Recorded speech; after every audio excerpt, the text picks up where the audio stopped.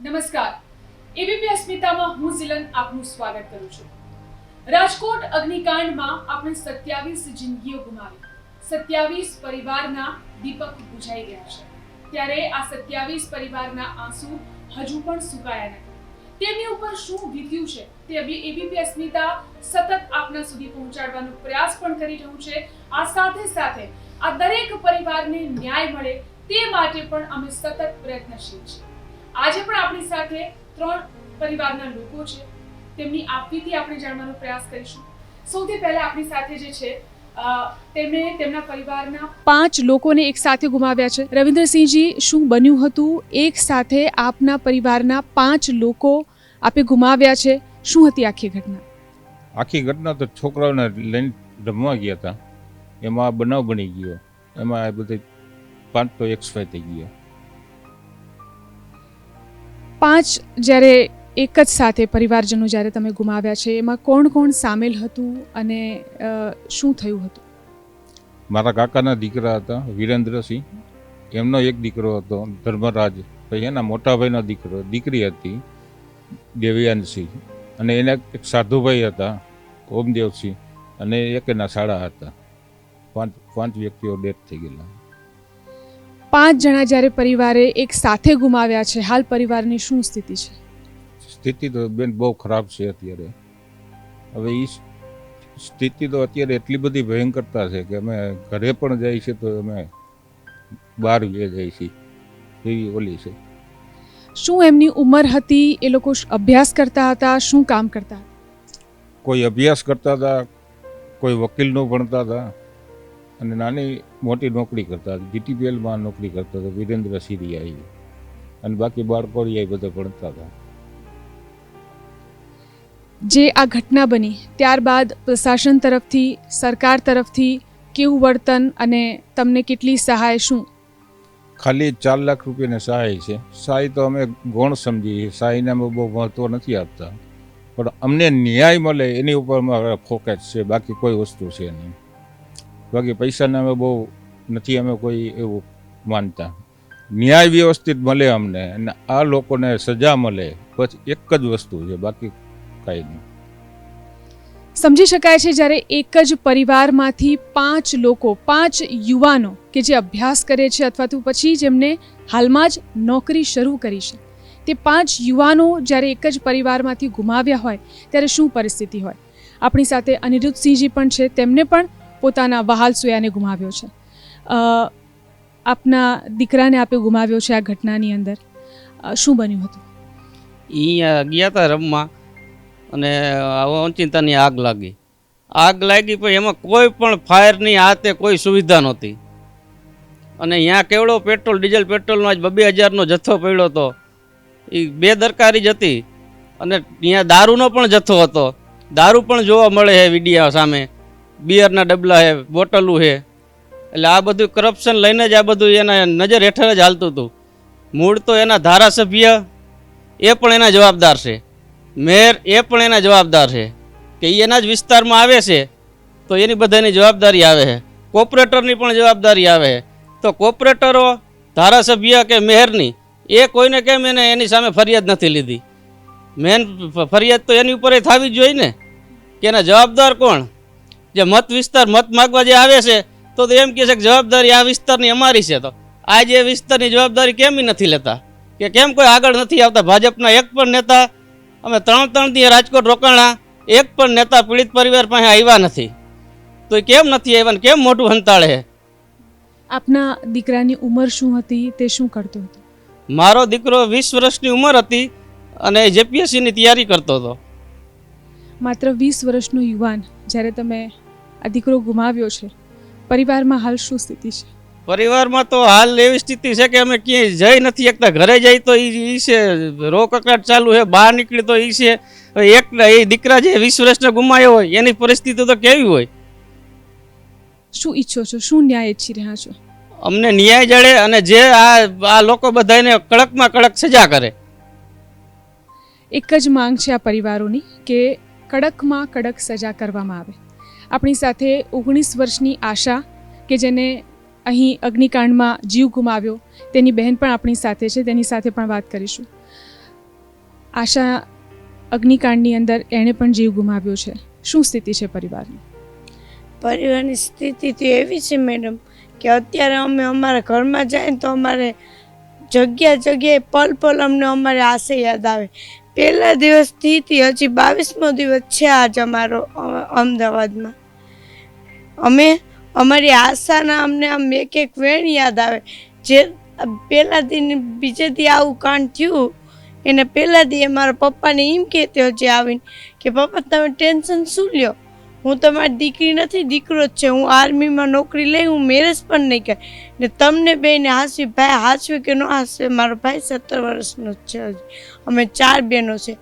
2 બહેનોના marriage થઈ ગયા.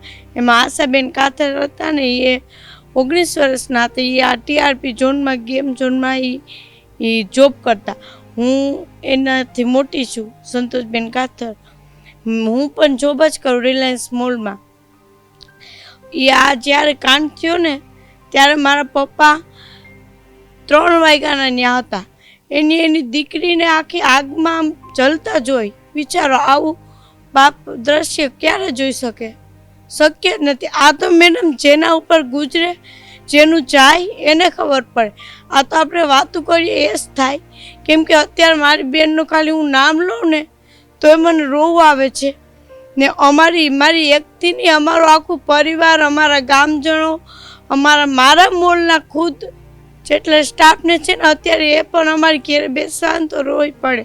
કેમ કે અમારી આશા હતી જ એવી, નિખાલસ એવી, એની પ્રત્યે દયા એવી કે રસ્તામાં બાળકો બેઠા હોય ને તો એ પોતે નહીં ખાય કઈ વસ્તુ, એ રસ્તામાં દેતી આવશે એવી દયાવાન હતી. પણ આ રાક્ષસોને લીધે કે ટીઆરપી ગેમ ઝોનના જે હતા ને મેન, એને લીધે, એની બેદકારીની લીધે મારી બેન અમે ગુમાવી. ને એને અપ્રુવલ નહોતી કોઈ પ્રકારની, કોઈ જાતની, કોઈની. તો આ અપ્રુવલ ન દેવાને કારણે આ સરકારનું જ કહેવાય ને કે સરકાર આમાં કાયદેસર ગુનેગાર છે. કેમ કે સરકાર પાસે જો અપ્રુવલ ન લીધી હોય તો એવડી ટીઆરપી ઝોન ચાલુ કરવાનું અપ્રુવલ કોને આપ્યું એને? કેમ કે ગુજરાત સરકાર જ આમાં જિમ્મેદાર છે પૂરેપૂરી. એટલે તો 21 પહેલેથી આજ 22મો દિવસ છે. અમે પીડિત પરિવાર એટલા દિવસથી ન્યાય માટે માંગણીઓ કરે, આ કરે, ઓલાએ રાજકોટથી છે અમદાવાદ સુધી પહોંચ્યા. છતાંય હજી અમને ગુજરાત સરકાર કોઈ જવાબ આપ્યો નથી. હજી છતાંય નથી દેતા. અમારી માંગણીઓ એ છે કે તમે એવા અધિકારીને નિમણૂક કરીને મૂકો કે જે અમે નામ આપીએ, જેના અમે નામ કહીએ એવા. શું કામ એ નથી દેતા અમને જવાબ ગુજરાત સરકાર? કેમ કે એની ભૂલ છે, આખી ભૂલ છે.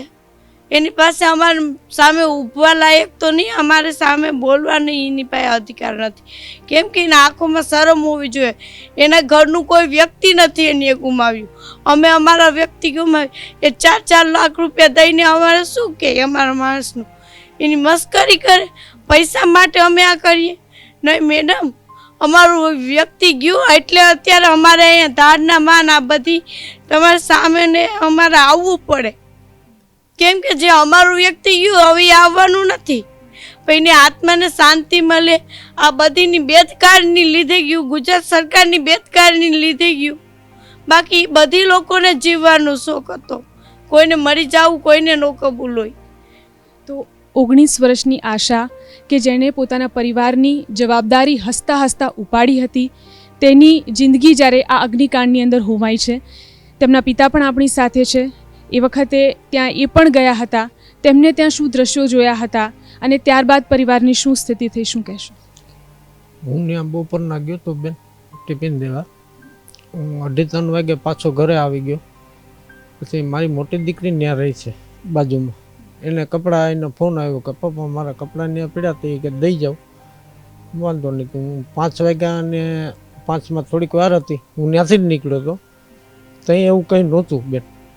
મારી પાસે કપડાની થેલી હતી એટલે હું કહું પાછો આવીને આશાને મળી. હું કહું પહેલાં બેનના કપડાં દઈ આવું.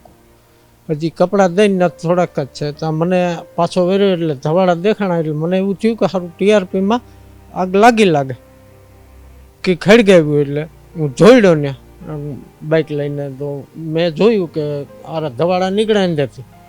એટલે મેં બાઇક નાખી દીધી. હું પૂગી ગયો ને ગેટે. તો ભડાકા થયા. મેન ગેટ, બીજા ગેટ તો એને બંધ કરી દીધા હતા બેન. એક જ ગેટ ત્યાં ભડાકા થયા એટલે ત્યાં અંદર ગરાય એવી પરિસ્થિતિ નહોતી અંદર.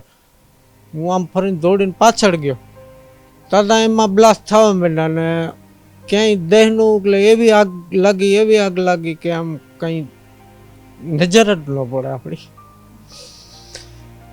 આજે જ્યારે તમે યાદ કરો છો, આશાની કઈ વાતો તમને આજના દિવસે યાદ આવે છે? મને એમ કહેતી હતી બેન કે પપ્પા ઉપાધિ કેનો માં છે.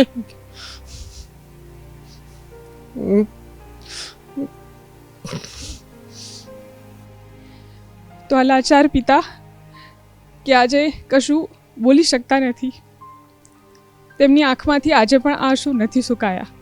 અમારી પણ એ જ સ્થિતિ છે. 22 દીમાં અમને કોઈ જોવા નથી આવ્યું. પાલભાઈ છે, જિજ્ઞેશભાઈ છે, એ અમારી પાસે આવ્યા, અમારી ચિંતા કરી, અહીં સુધી અમને પહોંચાડ્યા. રાજકોટના મેયર છે એ ફરવા નીકળી ગયા, એના ધારાસભ્ય કે કોઈ પણ હાજરી, કારણ કે એ બધા એમાં હારે મળી ગયા છે. નકર આવો કાન બન્યો હોય ને કોઈ ફરવા નીકળે બેન, એની પરિજા નથી. એની હારે થાય તો એવું એને ખબર પડે ને કે આ એની હારે થયું, આ તો બીજાના મરી ગયા, એના શું છે. એબીપી અસ્મિતા પહેલા દિવસથી જ પ્રયત્નશીલ છે. અમારો સતત પ્રયત્ન, અમારો સતત પ્રયાસ એ જ છે કે દરેક જે આ ઘટના માટે જવાબદાર છે તેને કડકમાં કડક સજા કરવામાં આવે. જ્યારે તમે તમારા પરિવારના 5 લોકોને ગુમાવ્યા છે, ખાસ કરીને જે બેદરકારી આવા સ્થળો ઉપર આપણને જોવા મળતી હોય છે અને ભ્રષ્ટાચાર, તેના મૂળમાં ભ્રષ્ટાચાર છે, તેના વિશે શું કહેશો? ભ્રષ્ટાચાર તો અત્યારે ફૂલો ફેલો છે રાજકોટની અંદર, અને જે ગેમ ઝોમ વાળાની કાંઈ પણ બેદરકારી તો જાજી છે એમાં, પણ એ પૈસા દઈને ઢાંકી દેતા. ઓલા લોકોને ખબર હતી આમાં બેદરકારી વધારે છે, એ પૈસા લઈને ઢાંકી દેતા. આ જ વસ્તુ છે. પૈસા સિવાય આનું જે મૂળ હરીભરીને જ્યાં જાઓ તો એ પૈસા સિવાય કોઈ વસ્તુ નથી. પૈસા એટલે એ ભ્રષ્ટાચાર, બીજું આ સિવાય કાંઈ છે નહીં. આ જે ગેમ ઝોન હતો ત્યાં પેટ્રોલ અને ડીઝલના ડ્રમ ભરેલા હતા અને આવી તો અનેક બેદરકારી આ જગ્યા ઉપર જોવા મળી હતી. તેને લઈને શું કહેશો? પેટ્રોલ ડીઝલ પહેલાં તો એને 2,000 લીટર અહીંયા રાખી જ ન શકે.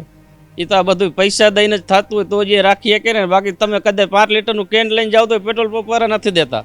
તો એટલો બધો જથ્થો આવ્યો ક્યાંથી? આ ઉપરાંત કઈ કઈ બેદરકારી તમે અત્યાર સુધી જોઈ છે આ ઘટનાની અંદર? બેદરકારીમાં તો જો અહીંયા ફાયર બ્રિગેડનું કોઈ પણ સુવિધા નહોતી. અને ચાલુ ઓલા એ વેલ્ડિંગ કામ કરતા હતા, ચાલુ ઓલા એક દી બંધ ન રાખીએ કે, પણ શું કે હપ્તા લેતા હતા. આ બધા ઊંચે અધિકારી, એના કોર્પોરેટરો, આ તે બધા હપ્તાથી જ ચાલતું હતું. હપ્તા સિસ્ટમ હાલતી હતી એટલે તેને કોઈને બીક નહોતી કે જે થાય આપણે તો સામે ફોડી લેવાના બધાને, કે બધું રૂપિયા દઈને જ હાલતું હતું આ બધું. આશાની નાની બેન જે આપણી સાથે છે તેની આંખમાં પણ આંસુ છે. તમે તમારી નાની બેન જ્યારે ગુમાવી છે ત્યારે હવે તમારી શું માંગ છે? કઈ રીતે ન્યાયની આશા રાખી રહ્યા છો? ગુજરાત સરકારથી તો ન્યાયની જોકે આશા તો અમે રાખીશું કે હવે એ પૂરી કરે કે નહીં, પણ આ ન્યાય તો એને દેવો જ પડશે ગુજરાત સરકારને.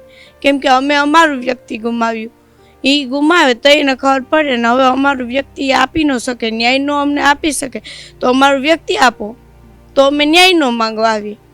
ને અમારી 3 માંગો છે. પહેલી માંગ તો એ છે કે અમે અધિકારી જેના નામ આપીએ એવા અધિકારીને તમે આમાં મૂકો, કે આ રાક્ષસો જે ખુલ્લેઆમ ફરે એને ફટાકે સજા મળે, ને ફાસ્ટેગમાં કેસ ચલાવો જેથી એને 2 કે 3 મહિનામાં જ એની સજા થાય. ને આ ગુનેગાર જે રાક્ષસો ફરે એને ખ્યાલ આવે કે આવું ક્યારે કરાય નહીં. ત્રીજી માંગ એ છે કે 4 લાખ રૂપિયા આપીને અમારા વ્યક્તિ ગયું એની મસ્કરી કરે. જોકે નરેન્દ્ર મોદીનું સૂટ એ 5 લાખનું પહેરે ને અમારે વ્યક્તિની કિંમત તમે કેટલી લગાવી. આ તો અમે પૈસાની તો જોકે માંગણી ના કરી શકીએ, કેમ કે એ વ્યક્તિની સામે પૈસા તો કોઈ માન્ય મોલ નથી.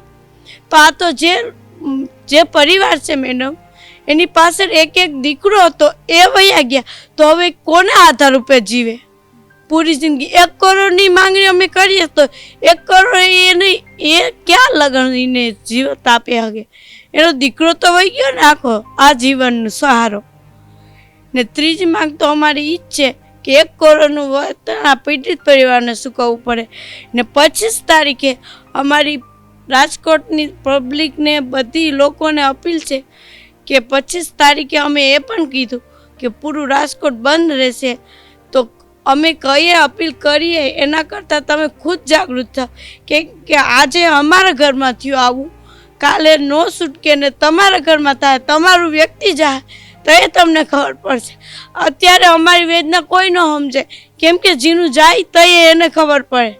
પણ જો જાતે જાગૃત થાય, અમે કે જાગૃત થાય એમ નહીં, પણ ખુદને આમ અંદરથી માનસાની રીતે આમ થવું જોઈએ કે નહીં એક દી આપણે 25 તારીખે બંધ રાખવું જોઈએ રાજકોટ. આ લોકો પીડિત પરિવાર કહી છે તો રાખવું જોઈએ, એની અંદરથી એમ કે વિચારીને રાખી દે રાજકોટ બંધ. તો અમારી એ જ પીડિત પરિવારની કહેવા માંગુ છું કે 25 તારીખે તમે બધી અમારા સપોર્ટમાં આવો, અમને સહકાર આપો, તો જ ગુજરાત સરકાર જાગૃત થાય. બાકી એને કોઈનો ડર નથી, હવે કોઈનો જનતાનો એને ડર નથી, કેમ કે એ કીડા મકોડાની જેમ સમજે અમને જનતાને, આમ જનતાને. તો 25 તારીખે તમે રાજકોટ અમે બંધ કરાવશું, અમે દુકાને જઈને અપીલ કરશું. તો તમે તમારી રીતે જાગૃત થાવ ને રાજકોટ 25 તારીખે બંધ રાખો. સાથે સાથે મહત્વની વાત એ પણ છે કે જ્યારે આવી ઘટનાઓ બની જતી હોય છે એ પછી જ તપાસ થતી હોય છે, એ પછી જ આપણે જાગતા હોઈએ છીએ. હવે જ્યારે જે પગલાં લેવાઈ રહ્યા છે, બધી જગ્યાએ જે તપાસ થઈને બધું થયું, તમને શું લાગે છે આ પ્રકારની તપાસ કે પછી આ પહેલાં આપણે કેમ જાગૃત નથી થતા? હવે ન્યાયની વસ્તુ એવી છે કે સમય બતાવશે. સમય પ્રમાણે જો ન્યાય અમને મળશે તો અમને કાંઈક થોડીક ટાટક થાય, બાકી જો ન્યાય નહીં મળે તો કોઈ ઇસ્યુ છે જ નહીં. ખાસ કરીને હવે જ્યારે હાઈકોર્ટે ફટકાર લગાવી છે, ત્યારબાદ 3 અધિકારીઓની તપાસ સમિતિ પણ બનાવવામાં આવી છે કે જે ઝડપી તપાસ કરશે. શું લાગી રહ્યું છે કે હવે જ્યારે હાઈકોર્ટની ફટકાર બાદ તમને ન્યાય મળશે? અત્યાર સુધી તો એને કાંઈ કર્યું નથી. જે એને આ બધા અધિકારી મૂક્યા છે એ અધિકારી તો આગલા કાંડમાં પણ હતા, સુરતમાં છે, મોરબીમાં છે, ઘણી જગ્યાએ હતા, ભાઈ એને એનો કંઈ રિઝલ્ટ આપ્યું નથી. એ અધિકારી એને શું રિઝલ્ટ આપ્યું? કાંઈ ન આપ્યું. અને એ બધા ગુનેગારો તો એ બહાર ફરે છે, એને કોઈ અંદર તો છે નહીં. તો અમને એ અધિકારી પર એવો ભરોસો નથી કે અમને બધાના રિઝલ્ટ આપશે એવું. ખાસ કરીને નાના નાના ભૂલકાઓ જ્યાં રમવા માટે જતા હતા, જ્યાં વેકેશન માણવા માટે જતા હતા, ત્યાં આ પ્રકારની ઘટના બની છે. તમારા બેન પણ ત્યાં આગળ હતા એક કર્મચારી તરીકે. ખાસ કરીને આ જે ઘટના બની, આ પ્રકારની જગ્યાઓની અંદર સેફટીનો અભાવ જ્યારે આપણે જોતા હોય છે, એ જોઈને તમને શું લાગે? ને સેફટીનું તો કંઈ મેડમ હતું જ નહીં, કેમ કે ગુજરાત સરકાર જ એને ભેગી હતી તો ત્યાં સેફટીનું શું હોય? ત્યાં હું ખુદ જયેલી છું ગેમ રમવા, સેફટીનું તો કશું પણ એક સાધન પણ નહોતું. ફાયર એક્ઝિટના બાટલા આવે ને એ પણ ત્યાં નહોતા, એ આગલે દિન ત્યાં રાખેલા હતા, બાકી એ પણ ત્યાં નહોતા કંઈ, ને સેફટીનું કંઈ હતું જ નહીં ત્યાં. ઘટના બની ગઈ છે, ખૂબ જ દુઃખદ ઘટના છે. આ ઘટના ઉપરથી આપણે બોધપાઠ તો લેવો જોઈએ. સાથે સાથે જે પીડિત પરિવારની જે માંગણી છે કે તાત્કાલિક જે તપાસ સમિતિ દ્વારા તપાસ કરવામાં આવે, ફાસ્ટ ટ્રેકમાં કેસ ચલાવવામાં આવે અને આખી આ ઘટનાને લઈને તાત્કાલિક ન્યાય મળે, કોઈ પણ જે બેદરકાર છે તેને છોડવામાં ન આવે. એબીપી અસ્મિતાની પણ સતત એ જ અપીલ છે. એબીપી અસ્મિતા સતત પ્રયત્નશીલ રહ્યું છે કે કોઈ પણ બેદરકાર છે તેને છોડવામાં ન આવે અને અમે તે તમામને ન્યાય અપાવીએ.